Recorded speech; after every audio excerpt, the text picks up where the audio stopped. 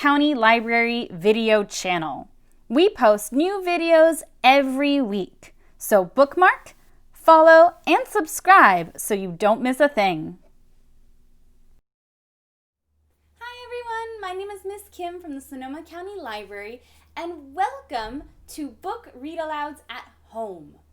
Get comfortable and get ready to listen to a chapter book a week read out loud to you.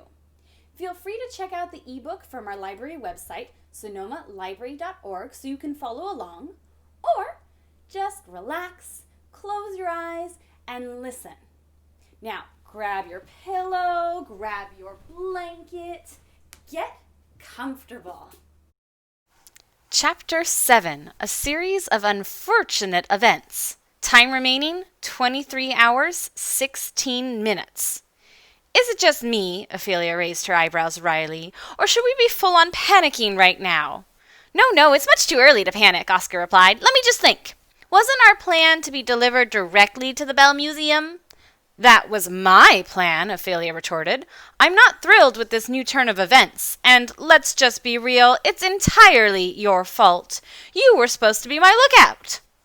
Oscar ignored her. I read somewhere that one of your mottos is be ready to pivot. And is that not true? Because you seem to be focusing on what's wrong and not finding a solution.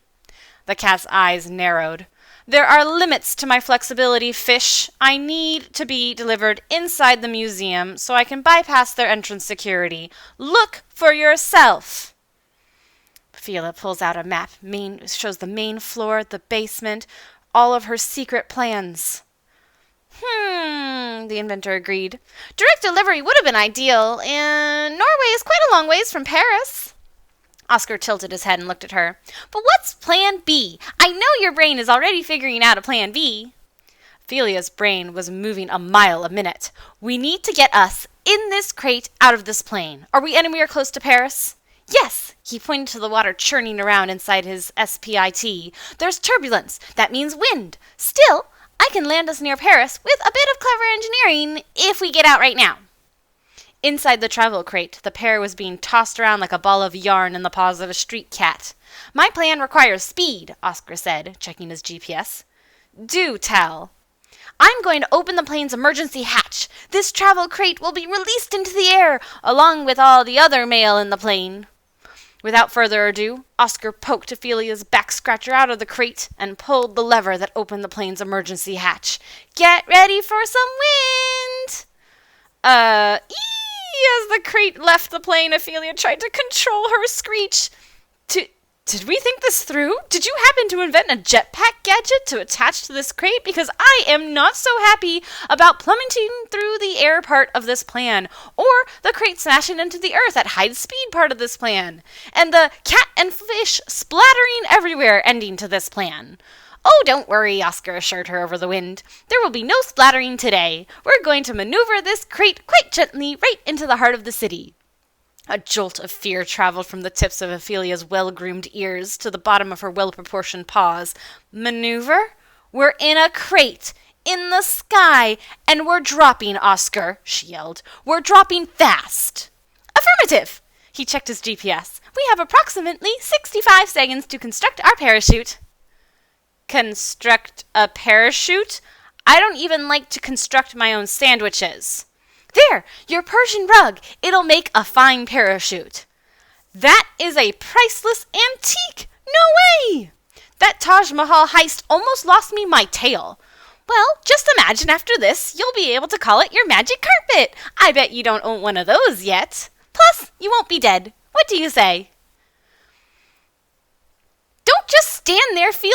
30 seconds until I pop the top of this travel crate open and we test our chute. And when the top comes off, everything in here is going to fly out. Whatever you absolutely need, put inside the trunk. I'll bolt it down.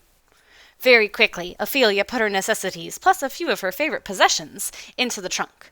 Oscar shoved in a few gadgets in his suitcase and screwed the top shut.